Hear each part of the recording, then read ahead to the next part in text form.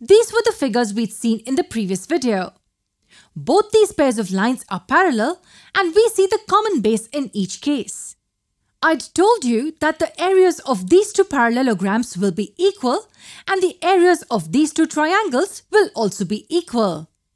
But the important question is why? Let's understand that.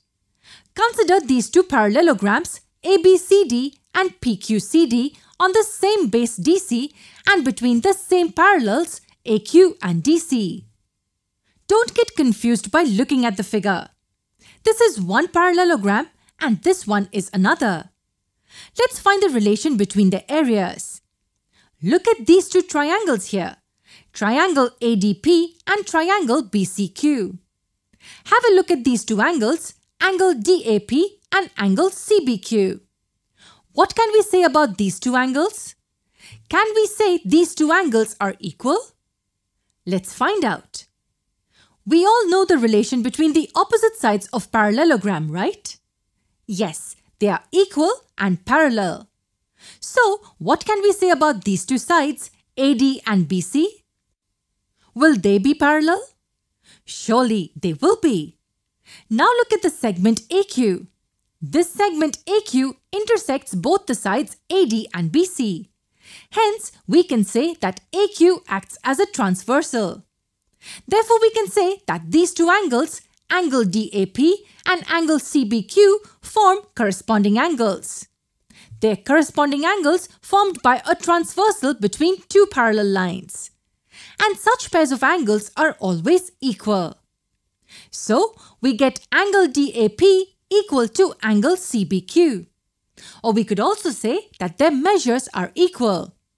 Similarly, can we also say that angle DPA and angle CQB are equal? Pause the video and think about it. Yes, they will also be equal. Why?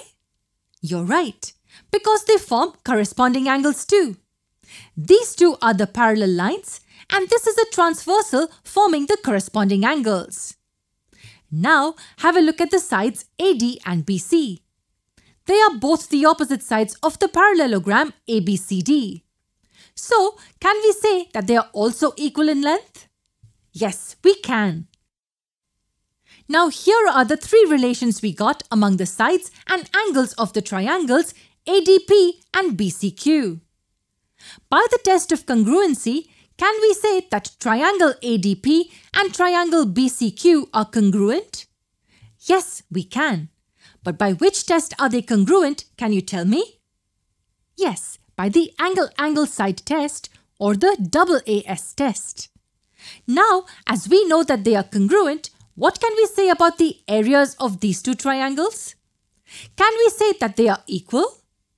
Yes, we surely can. Congruent figures always have equal areas. Now have a close look at this parallelogram ABCD. Can we say that the area of the parallelogram equals the area of this triangle ADP plus the area of the quadrilateral PDCB? That's correct. This area is the sum of these two areas. But previously, we got the area of triangle ADP equal to the area of triangle BCQ, right? So can we replace the area ADP with the area BCQ in this equation? Of course we can. Hence we can say that the area of this parallelogram ABCD equals the area of the triangle BCQ plus the area of the quadrilateral PDCB. But wait a minute. Have a close look at the right-hand side of this equation. Can you tell me what does area of triangle BCQ plus area of PDCB equal?